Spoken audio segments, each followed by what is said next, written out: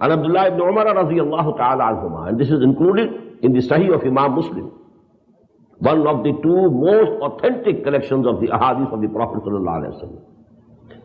And there are the wordings, "Man mata wa laysa fi unuqihi bay'atun, mata mitatan jahiliyatan."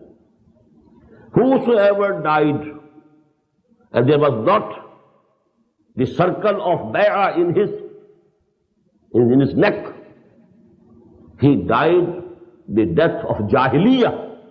Jahiliyyah was the era before Iman and Islam. He dies the death of Jahiliyyah. Man mata wa laysa fi unuqihi bay'atun. Now this categorical statement, it should be analyzed. There can be only two conditions in this world. Either there is an Islamic state, real Islamic state. There is the Khalifa, there is the Amir al-Mu'mineen, there is the head of the Islamic state.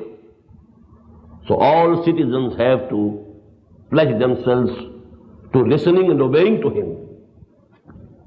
As there was the bay'ah with Abu Bakr, with Umar, with Ali, with Usman, radiyallahu ta'ala anhum. If there is no state, now to bring about a revolution, to establish this state, for that iqamat ad-deen, there should be a party. And then you know this party is with an Amir. Now you give this pledge of listening and obeying to the Amir of that party.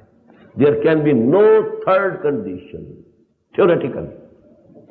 Either the Islamic state is present or it is not present.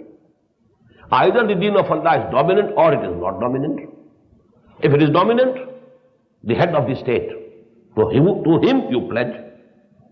If it is not, you should be in a party. If there is any party, join it. If you can have confidence in it, join it. If not, you stand up yourself.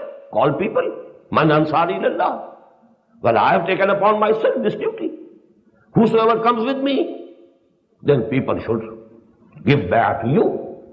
But there can be no third possible condition. So actually, these wordings of the Prophet sallallahu alaihi wasallam